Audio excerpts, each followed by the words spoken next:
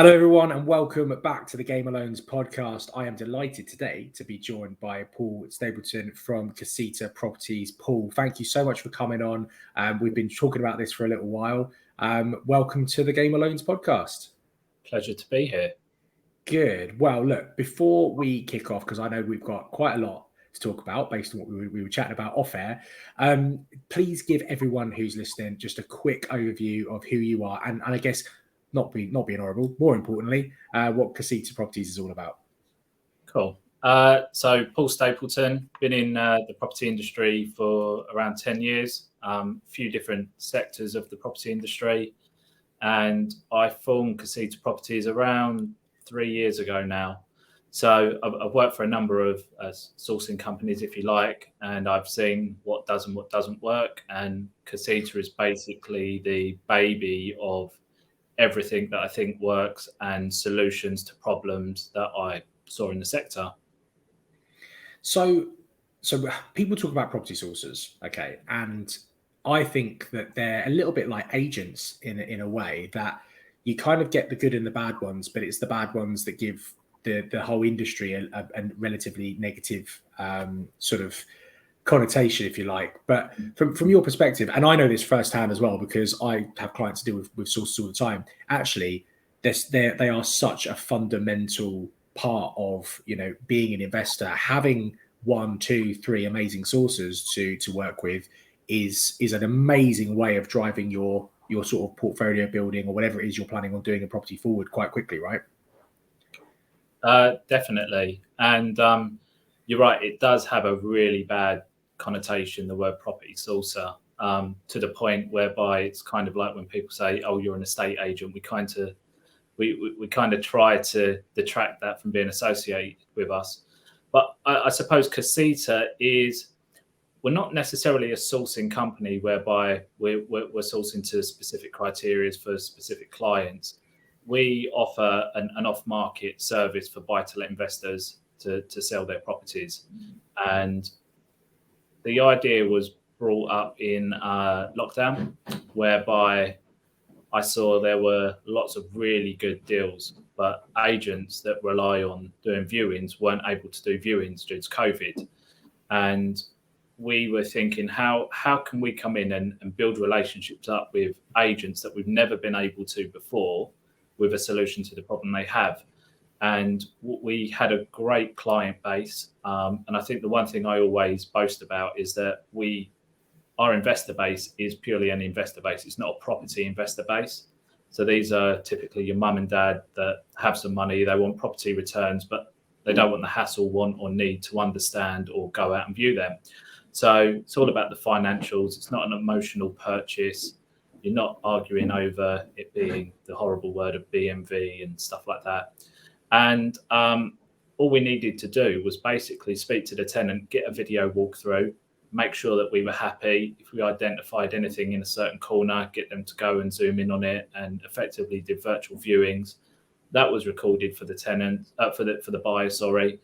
And we provided a really good solution to a handful of estate agents through lockdown, whereby we could sell those tenanted properties that they couldn't get into. And what that actually led to was the office managers, the branch managers realizing that if this is a strong outlet for us, it means that our staff are out of the office less. It's not needing to be listed on Rightmove, and we're not having to deal with hundreds of inquiries that end up going nowhere. More importantly, we're not going to annoy the tenants, which is a major part. And I think the biggest thing I've learned is that estate agents, and this doesn't mean all estate agents, I'm saying typically they try to sell buy-to-let properties the same way as you would sell a resi home, but the motivation behind the person in the property are very different.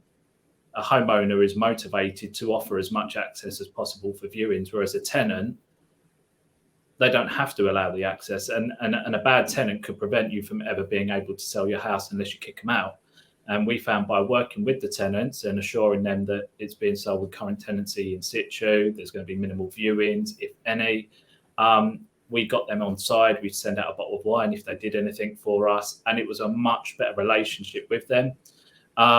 And from that, we've gone on over the last 2 years to do nearly 30 properties with individual agents, just because they see the value. So it was a really good kind of test run during lockdown, and it's continued post lockdown as well. Yeah, there's a couple of things in there that I've picked up on that I'll go through, which is number one is it's almost like a mindset thing of usually there's a problem, usually we can't do this, usually these types of people won't work together, and actually going sod all of that, let's find the solutions to these issues, let's formulate a process that can work with the people that wouldn't normally even give us the time of day. Let's find something that means that we create a win-win-win, if you include the tenants, situation in there where, you know, everyone's looked after and everyone can profit from it. And that, I think, leads me on to the second part of what we were picking up on there, which is we talked just now about, you know, sources not necessarily having, you know, the best rep, if you like, because it's seen as a quite of a entry level type role, if you like, within property. I don't have enough money to buy my own property, so I'll just source them for other people, and that, I think, can lead to laziness. Where I've seen A, the best sources in the market, and B, some of my clients that have been successful in doing that themselves as well, is when you do exactly what you are doing, Paul, which is A, to turn it into a very, very, very good, strong business. And we were talking off air about the growth of your team and having multiple offices now, which we'll go into, I guess, in a sec, but also thinking outside the box and actually creating more of a what's the word for it? A product, you know, a better product. It's not here's a property that I've negotiated a price on. Let's look at other parts of this as well. And I'm guessing that's maybe whether it's by, you know, design or not. That's kind of what you followed, right? I'm gonna hold on to design anyway. But I think going back further than 10 years in property, 15 years I've been in sales, and that's predominantly been a sales training role. So I've been taught and trained by many of the greats like Les Brown, Chris Gardner. I'll put Jordan Belfort in there as well. So I'm a salesman before I'm a property agent. And I think that's a great basis, because I think a lot of people may have property knowledge, but they're not necessarily great at being able to put that out in the right way. And it's like you said, it's finding a problem, creating a solution, and basically building that product. And that's really the basis of most sales pitches, is identifying that problem and having a good, strong service that is the solution for people. So I am all about making mistakes and finding problems. And my philosophy is it's only a mistake if you make it more than twice. If you make it once, it's a learning curve, and it's a great way of you making your business stronger. And there's plenty of problems to find. There's plenty of mistakes to be made in property. And to be fair, they're pretty costly in property as well.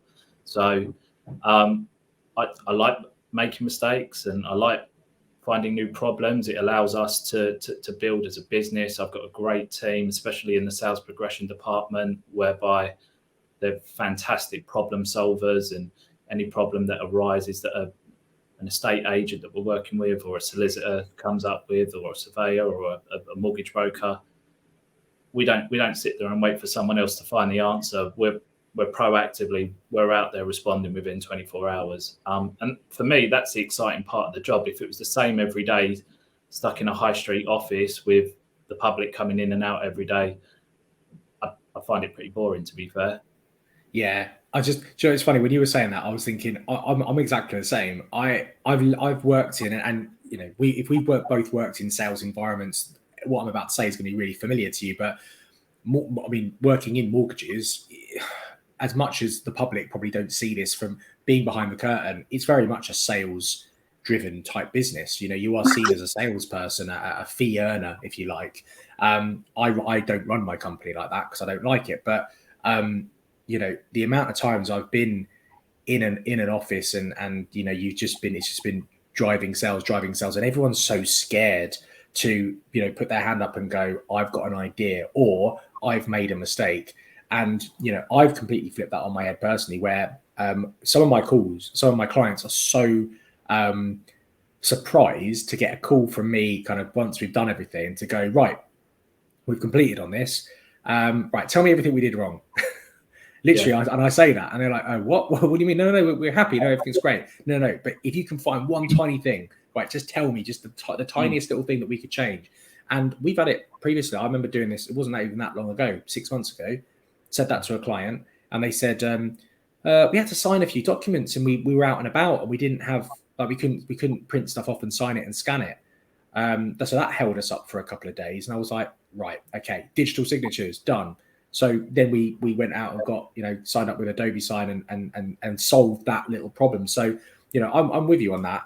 Having an environment within a company that allows for people to voice concerns, give feedback, talk about stuff they think has gone wrong, or talk about mistakes, absolutely spot on. Making those mistakes is the best way to learn, isn't it? I think that's an amazing trait for someone to have, that they can own up to a mistake as well. Because it will be sod's law that typically a mistake will be made on that very first deal that you're doing with someone, and you think, this is an important relationship, I want to do well. But a lot of people would think, I've ruined the relationship. But I think people respect you more that if a problem does come up and you're able to handle it efficiently, effectively, and professionally. I think that problem can sometimes be the biggest thing for them to realize, this service is great, because anyone else potentially would have crumbled under that. And it's all about being a really good problem solver. And I think people are buying into you, because for me, I don't want to work with anyone that I don't like. So you could be offering me the best service possible, or you could be the cheapest price. You're selling your house for $895. I won't discuss what our fees are, but I can tell you we charge a hell of a lot more than an estate agent. And a lot of people say to me, why would they go with you? It's our USPs, it's our service levels, it's the fact that they see the value in what we do and how that will benefit them in their everyday life, so that they can get on with their everyday job and not be pestered all day, every day with viewing access and lowball offers. They know at the very start what they're going to net out of the deal. And that's what makes them happy. They know it from the off, it's in a contract, and we're out there just securing that for them. It's all very black and white. And that really is, for me, the biggest part of our service is we're not the cheapest, but people know what they're getting for that service. And it's all about buying into that person. We're great at selling our services, and we're great at seeing that through to the end as well. And people do not worry how much they pay us, because we work for that. Mm-hmm. And do you know what? I couldn't agree more. Have you ever read the book Oversubscribed by Daniel Priestley? I haven't, no. No. So it's a really, really good book. I like that. I've read about 3 of Daniel Priestley's books. Really, really good. But this one in particular talks a little bit about what you're saying there in terms of charging fees, giving value, that sort of stuff. The premise of the book is that actually, if you do give value, and you do a good job, you might find it difficult at the beginning because you're charging quite a large amount of money for a service that isn't necessarily got any proof of concept just yet. But when it does get to that level of proof of concept, you're going to become oversubscribed, hence the name of the book, very quickly, because word's going to get out that the service you provide is that next level. And you're charging a lot, but people aren't going to be bothered by that, because when they don't know about you and you just slap a fee agreement in front of them, they're going to go, hang on a second, that's a lot. But as I've found in my job, I was working for other companies previously, and the fees are actually maybe even slightly higher than what I charge in certain parts. And because they hadn't heard, I've never spoken to them before, first call, I'm saying, right, our fees are this. They're going, hang on a second, what? There's no proof that you know what the hell you're talking about. Why am I being charged or going to be charged this amount? Whereas now, because I've had a chance to sort of, we were talking earlier on about social media and stuff like that, actually having that proof of concept, providing that service, giving value online free of charge to lots of people potentially, actually brings more people into your sphere, gets you to a point where you're in demand, and then that's when you can start sort of taking it to the next level, and actually the fee becomes completely a non-starter. People are just not bothered about it because they know they're getting, a service that matches or it, exceeds what they're paying for anyway. Yeah, I've always been of the opinion it takes a lifetime to build credibility and a second to lose it. So, I mean, like, you could have 2 great years and then one bad year just ruins all of that. So Absolutely. you've got to be consistent in the service that you provide, and regardless of how much or how little a fee is, the same service levels are put across every single transaction that we do. Yeah, which kind of quite neatly brings me on, talk about sort of service standards and things like that. We were talking off air, and I was explaining to you some of the growing pains that Grand Union Finance having at the moment with bringing staff on. And you mentioned, obviously, your exact words were, you're probably about 6 months ahead of me in terms of building that team, building that staff. How, people that are listening in that are maybe thinking, I want to be a property investor, I want to invest in property, I want to build a property portfolio, or I just want to build a business of some description.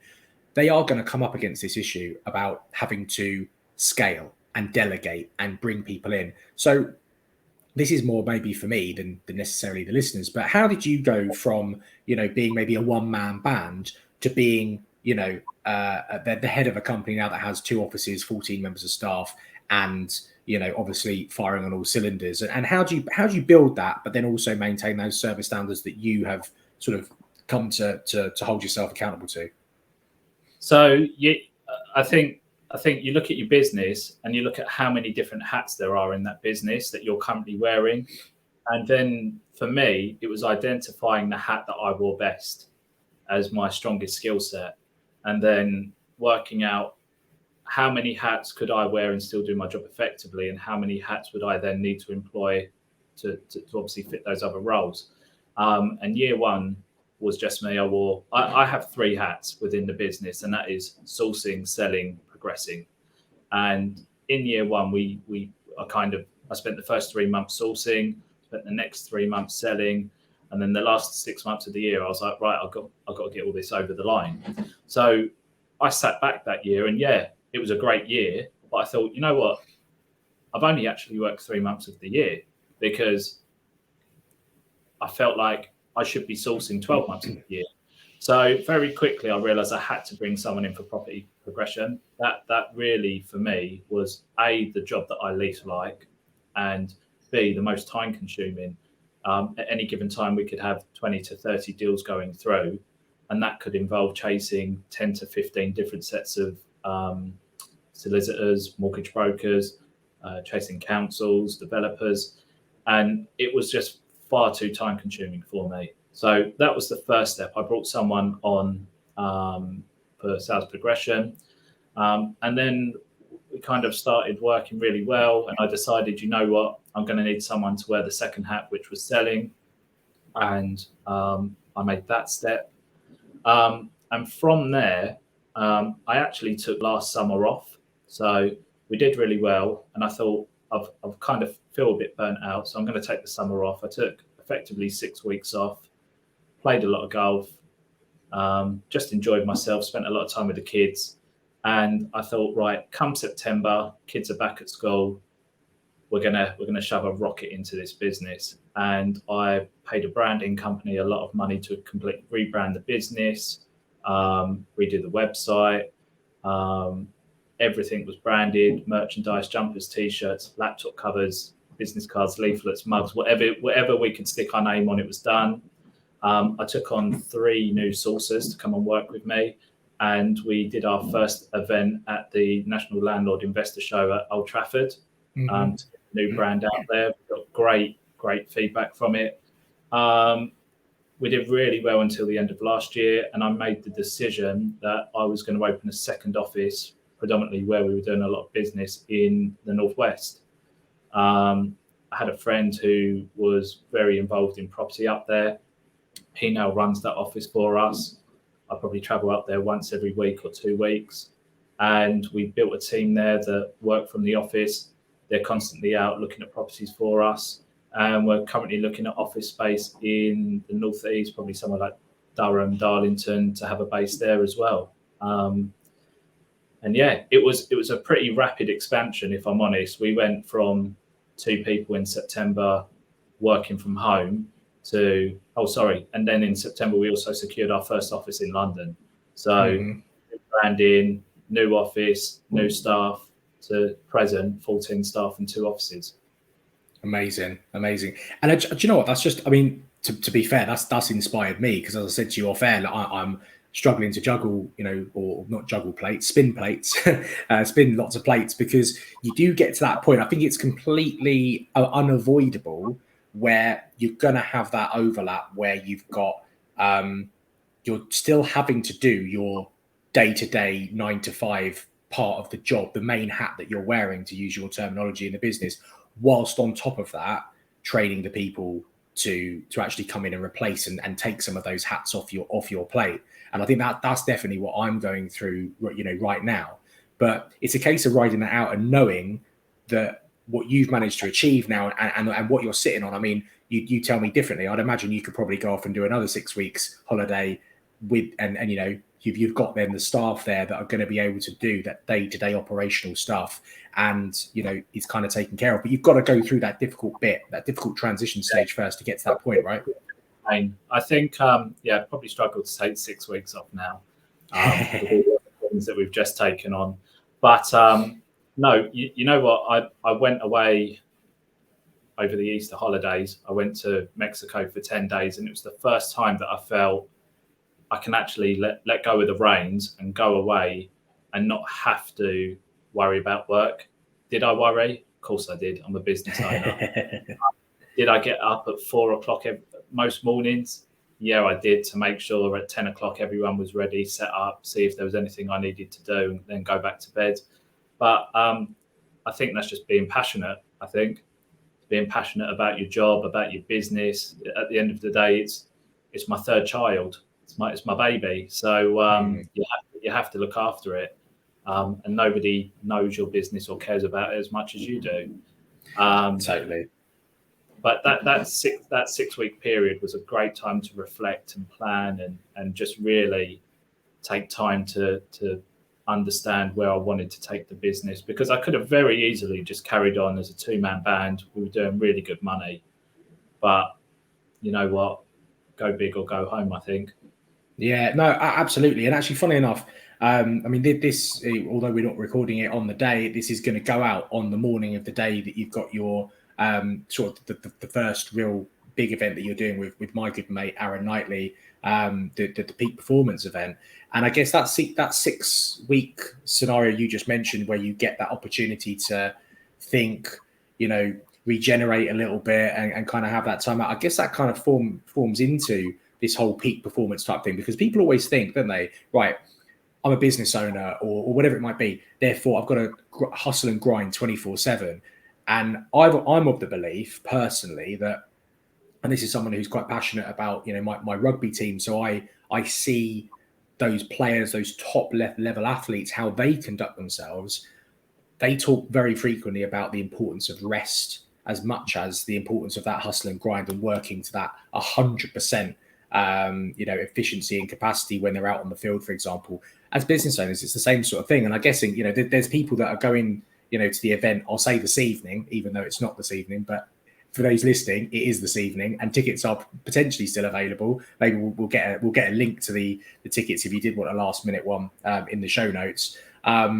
But that's, I imagine that forms part of that, right, Paul? That you don't want to just be hustling, grinding all the time, because it's not sustainable. No, and in the past I have been, and occasionally I still am, pretty guilty of maybe working too much. But I think personal development is key. Reading a book, it's like you said, not working too hard. Don't ask me the author, but there's a book that sticks out for me called Work Smart, Not Hard. Yeah. Fantastic book. And that was a bit of a game changer for me. And that really opened my eyes to being able to not have that sort of Primark mentality whereby you sell a lot of product at a cheaper price. I was thinking, I value my time that much that I will do less sales at the price that I think my time is worth. And that's kind of the philosophy behind the business. but it's essential. I mean, like peak performance was born out of the podcast, and much similar to your podcast, the one that obviously I sponsor. We got such great feedback from our viewers, basically saying we're getting such good content from this, and is there any way you could do a longer podcast next time? And that, and Aaron and I just sat there one day and said, how amazing would it be if we can take the content from the podcast and make that into a live event? And I think we go to a lot of events. Most events are networking events with a speaker, and the speaker is really the secondary thing, and the networking is the main thing. But what you tend to see, and I know we've been at the same event before. You're a very good barman, I think, at the event that I saw you at. is that it's always the same circle of people, and you're almost like in this bubble. It's kind of like being in a pod on LinkedIn or something like that, whereby it's the same people commenting and liking all the time, and you're not really growing. And what I really liked about doing the podcast sponsorship and these events is that when networking outside of our property circle, we're getting people from all walks of life. So the first event for us was all about mindset, social branding, marketing, and just basically anyone that's looking to build a brand, the mindset that you need and how you can get your personal brand out there utilizing social media. We've got 4 great speakers, all with a 20-minute slot, all covering different things like mindset, funneling, lead generation, utilizing TikTok and Instagram, along with a live podcast at the end of the night as well, which is going to be really exciting. First time we've ever done a live podcast, so hopefully Aaron doesn't mess up on the intros, but be interesting bloopers. But we will challenge people to come away from that event and say, I didn't learn anything that night. There is going to be so much great content that people can come away with and the next day apply to their life, their business, whatever it might be, to their brand, to their work. There's going to be so much, and we're already excited for the second and third events that we're already planning before we've even done this first one. We're that confident they're going to be a great success. Yeah. Every event will be different themes, so it's not going to be always mindset. There are going to be property events. There's going to be sort of crypto ones. There's going to be lots of different events for different people to, again, broaden the audience of people that we're networking with. So It's great when you come down, having our friends there to support us. But what we really want is to build that network. Every single month we build that network outside of our network, and that's the way that all of us can expand our businesses. But it's really exciting. We're really excited. We're very tired with the planning going into our first event, but it's going to be worth it tomorrow. Yeah, I'm looking forward to it. And actually, funny enough, you mentioned, branding and all that kind of stuff. We were kind of touching on it a little bit off air when I was sort of enjoying. Those that are listening to the podcast won't be able to see it. There will be clips and stuff going up on YouTube for you to have a look at. But the background that you kind of got there, Paul, when you were talking about it earlier on about having this massive rebrand, how important do you think it is actually for not necessarily just a property business, but any business to have the strength in the brand? There's a lot of stuff that goes into it. There's a lot of marketing people, traditional marketing people that will go into detail on why certain colors are so important. My philosophy on it actually is that it's gone beyond that now. I have my colors that I use for certain things, but they don't necessarily define me. I know that you have as well. But is brand something a little bit more now? As in terms of what you were thinking for Casita, is it more a kind of a mindset thing? It's not about colors and fonts. It's more about what do we represent and trying to get that across in various different formats. You mentioned Instagram, TikTok, these social media outlets that we have, where somebody like yourself, like myself, like Aaron, can be the face of their business. And actually that's more now what brand is all about, and not just necessarily the font that you're using on your logo. To a certain extent, before I rebranded in September, it was very corporate, the logo. It was Casita Properties, and kind of everyone knew what we did because it was Casita Properties. And when we had the rebrand, the first thing they said is we're dropping properties. And the thought process behind that was that a single word is stronger as a brand name. And more importantly, it's a word that most of the population won't know what it means unless they've now watched Encanto, and that's all I get. Oh, it's from Encanto. Yeah, it was born about 2.5 years before Encanto, but yeah, and the word is a great talking point, because the first thing people always ask me is, what does it mean? So it's a great talking point. It means small house, just if anyone's wondering, and it's typically the kind of stock that we source. We source small houses, 2-3 beds up in the north of the country, so it kind of fits with what we're doing. But what was really interesting is I spent a lot of money. I probably spent about 10 grand last September in the rebrand, the website, everything like that. And a lot of people will say that's a lot of money, but the value that I got for it is priceless. And it was literally a document that said, here's the 3 different font types, here's the 3 different colors. This is why we've gone for this font type. This is why it's sentence case and not uppercase. This is the emotion people will feel if they read it with a serif font as opposed to sans serif font.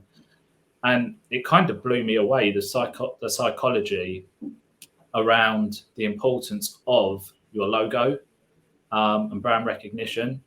So that was a bit of an eye opener. And I think unless you've been in that position to really understand it, you probably wouldn't. But that was I found that one of the best investments that I've done into the logo and into the brand. And I've hidden behind the camera for quite a while. I've not been a fan of getting in front of the camera. So the logo and the brand have been out there longer than maybe I have on social media. And people probably seen the caricatures of Aaron and I, and they still float about. And I'm going to get in front of the camera a lot more. But when going to networking events, I'd always wear one of the logo jumpers, and people would recognize the logo and the jumper. And when I'd introduce myself, they go, "Oh, okay, you're Paul Stapleton." It wouldn't be a case of that's Paul Stapleton from Casita Properties. They go, "Oh, he must be the owner of Casita Properties." And that's what kind of gave me that kind of light bulb moment that, you know what, I need to be the face of it. And I think we've seen that, like, years ago, you wouldn't know the director, the person that sat in the big shiny office behind the brand. But now you've got people like Stephen Bartlett, and you've got Gymshark owner Ben Francis, Ben Francis, like, they are the face of it now. People aren't buying Gymshark, they're buying Ben Francis because they like him, they want to be like him, they like what he stands for, they like what he says.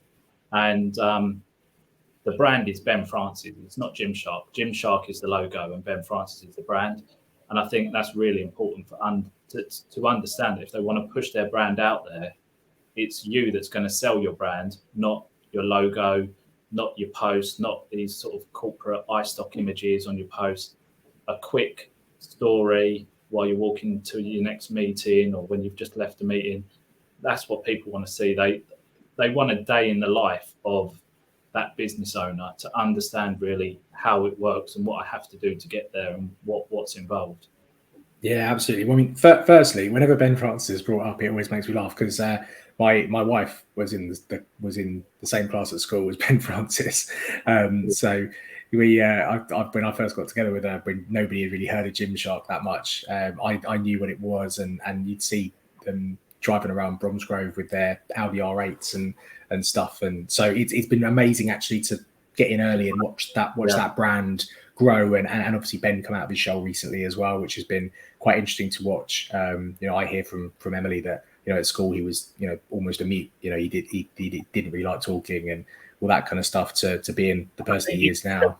In his videos now, that he's still a little bit reserved, and I look at eye contact. His eye contact is never direct as well. So you can see that, but you know what? He's done what he's needed to do to put his brand out there. From precisely sewing little sharks in his mum's, I think it was the garage or the spare room on them manually.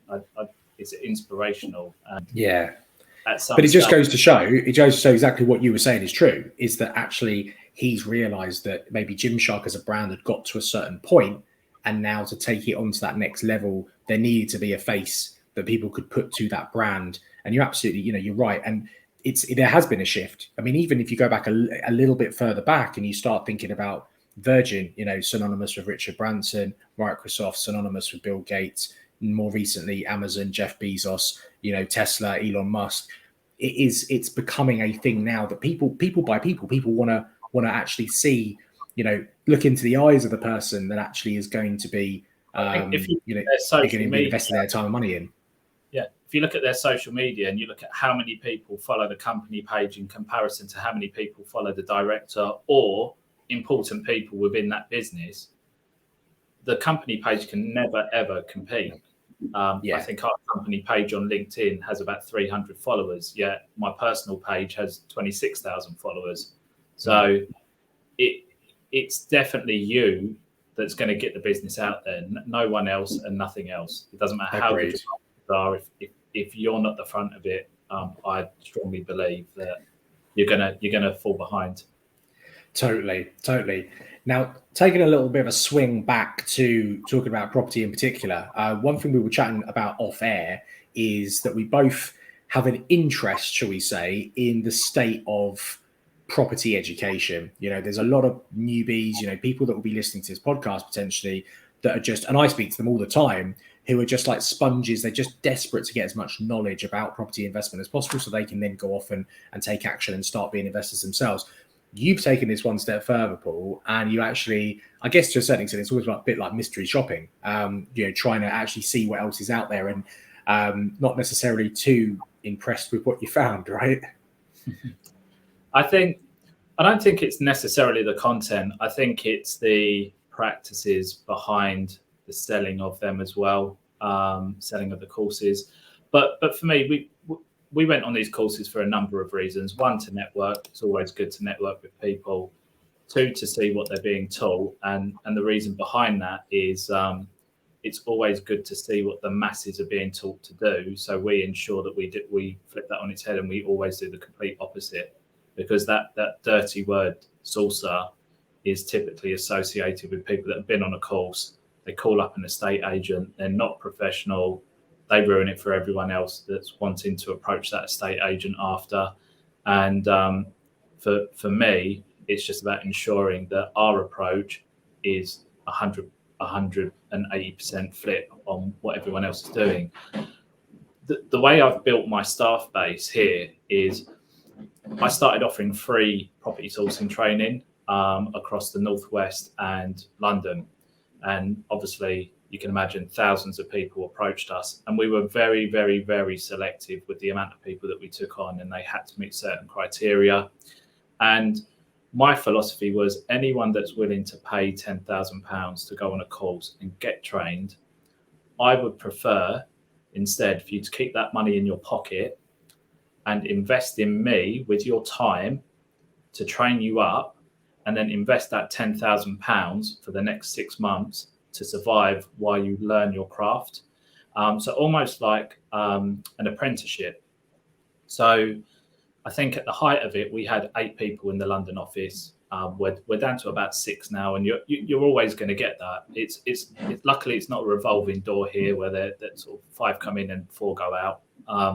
But we've got 6 great people, and they're producing excellent results. And we have the philosophy of learn and earn at the same time.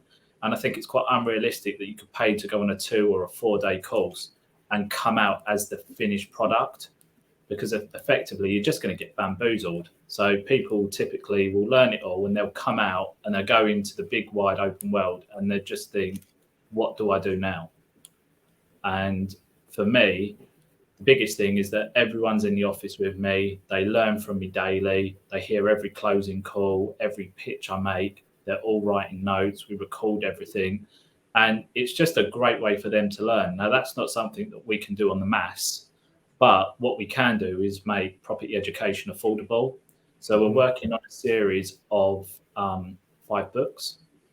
And the first one is out on the 16th of June. And that is it is how to become a property sourcer. Second book will be how to deal package. So it's all well and good knowing how to find properties, but then you've got to understand how to package them.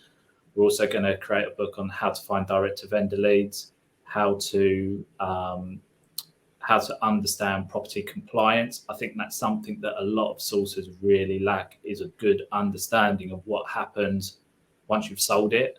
And that's why typically a lot of sourcer deals might take 6 months to go through, because there's no real education there. And then the last chapter will be how to find investors. And it's going to be affordable. They're going to retail around the £30 mark per book. It'll be an e-course. So they go on and they can do it as many times as they want. And then we will scale that up to, obviously, once people have purchased all 5, give them the opportunity to come in for some training. And the training, again, is going to be non-profit. And I know a lot of these companies say it's non-profit, but they're still charging 10 grand a person. When I say non-profit, it just needs to cover the day. And what we will get from that is get a real sense of people that I see potential in, and we can bring them on through the apprenticeship, whereby they can come and work with the company. And I think the most essential thing here is the infrastructure that we can offer them. It's a ready-made business with infrastructure. And if we see the value in someone, then we let them become part of what we call the family. We don't call it the team, we call it the family, because everyone is just great that's within the company.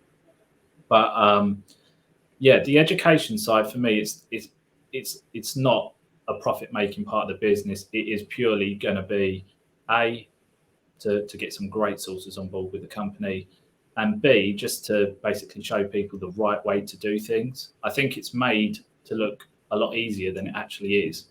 And if it was that easy, obviously everyone would be doing it. And as we said earlier, there's a ton of mistakes to be made. And if you're a first-time sourcer, those mistakes can be pretty costly to you. So yeah, so I'm really excited about launching that next month. We're going to start doing like a pre-launch of it. But again, it's just another facet of the business and the service that we can offer outside of obviously working with retail sort of investors and vendors. I'm really keen to take on some new mentees and get them trained up to understand how to do it the right way. Which kind of, to be honest, I mean, first and foremost, I absolutely love that. Like, absolutely love that. There's I don't know how, I don't know if there's anyone else even doing that in this particular area of the market. Like we say, education gets a bad rep, sourcing gets a bad rep, and what you do, Paul, not wanting to blow smoke up your ass, mate, but you obviously you do the sourcing the right way, and now to actually be able to expand your company. And you might be thinking, okay, is there a fundamental selfish reason that you're doing all of this, and ultimately there's profit in it for you to bring people in and grow your business? Of course there is, but why not create win-win scenarios in the process? And by bringing somebody on and saying, keep your 10 grand, I don't want that, come on and let's make some money together after I've imparted the knowledge that I've accumulated in terms of not only how to do the job, but how to set it up and be self-employed in that regard.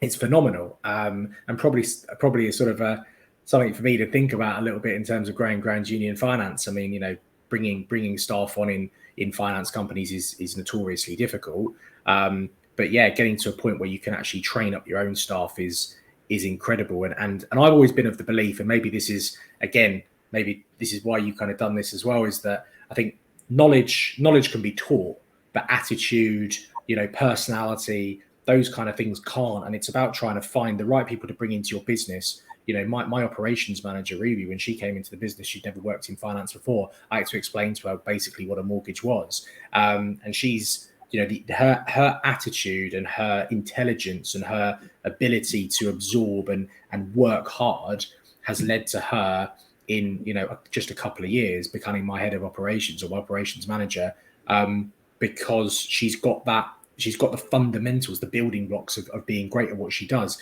And what you're essentially saying there, Paul, is you create those opportunities for people to come in and learn. And off the back of that, you can go, well, I can see that you have the raw materials here to be a fantastic sourcer. Therefore, I would like to then take this on to the next level and give you the opportunity for us both to work together and us both to profit from that. Exactly. And like you said, obviously there is a reason why we're doing it, and there is money to be made off of it. But to be fair, because we're not charging for the training, effectively the first however many deals that we do with them basically is the equivalent of paying for my time to do that training. So it's a long-term investment in that person to come and work with us. But I'm also not naive enough to think that this would be a forever sort of setup with them. They are going to get to the point where they could go off and do it on their own after 6 months, 12 months, a year, 2 years, however long it takes for them. But you know what? It would be great if they went on to be successful, starting from the Casita Academy. That would give me a lot of satisfaction, if I'm honest. So, it's we're not doing it for selfish reasons, because it effectively just covers the training that we do, and the training is priceless. You can't put a price on something that can make you tens of thousands of pounds every month. But that's why we're so selective with the people that we take on, purely because we're not charging for it, and it is a case that it needs to be right. Obviously, a certain amount of hours, and it's like you said about sort of knowledge and it only being potential. I'm massively of the opinion that knowledge isn't power; it's potential power. Unless people know how to apply it, there's no point reading a book and understanding it and then not doing anything about it after.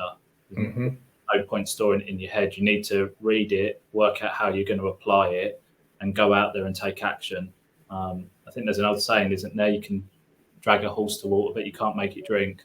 Yeah. So, and that's what I mean in terms of that attitude. You know, that you can't. You can give everyone the tools, but you know they might not actually make use of those tools, which is ultimately, like you said, you can pick from there. I think it's a great model, and I'm sure a ton of people are going to benefit from that. I mean, look, we're sort of starting to come towards the end of the show. I know there's one big question I still need to ask you, but before we jump onto that, Paul, in terms of people getting in contact with you, maybe even some people are listening to this going, do you know what, I need to jump on that Casita Academy and reach out to Paul. What's the best way people get in touch with you? You can, I think you're going to put the link to my link tree on there, but typically Instagram, and you can come through on LinkedIn or go to our website, casitaproperties.co.uk. There's a work with us page.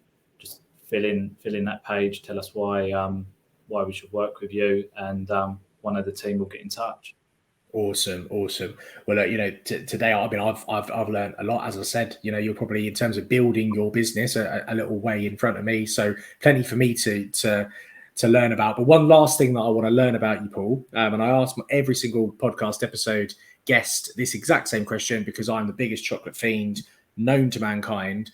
I like to know exactly what everyone's favourite chocolate is. And you gave me a little bit of a hint off air, but go on, let me know what it is and why this particular type of chocolate is your favourite. I think a double decker is it's got a bit of everything in it, hasn't it? It's not just a bit of chocolate and biscuit. You've got a bit of everything in there, a bit of fudge. It's everything that you want in one bite, I think, mate. That's double deckers, I think, had a bit of a resurgence, a few years back. They went off the radar for quite some time, but a strong old school choice, which I like. I don't mind a double decker. I can't remember the last time I had one, but yeah. I think the resurgence came when they started putting them in. Was it celebrations or? Yeah, possibly. Or heroes or whatever it is. Well, I tell you what, mate. If I can remember, and my memory is pretty rubbish, I'll grab a couple on the way to the events tomorrow, and we can share a double decker. We can have one together. We'll get a story with that, mate. That will be well, great. it'd be a very both strangely romantic and lovely moment, I'm sure. Yeah. Aaron involved. We'll make it a threesome. No, no way. He's gonna have enough publicity tomorrow. He's too healthy for it anyway. Oh yeah, Mr. up at 6 a.m. I could probably do with a 6:30 pick me up anyway, and there's sugar rush. So it'll be very very welcomed. Well, look, Paul, I'm very much looking forward to seeing you tonight as this is going out on Thursday morning. For those of you that are interested in popping along down to Bromley to the peak performance event, there will be a link in the show notes below. Should be a couple of tickets left. If any of you are coming, be sure to hit me and Paul up on Instagram, in particular, Paul on Casita_properties and myself at the Sam Norris, because it'd be great to meet any listeners. But for now, Paul, thanks ever so much for coming and sharing your amazing wisdom on the Game Alone's podcast. Appreciate it, buddy. Great. Cheers.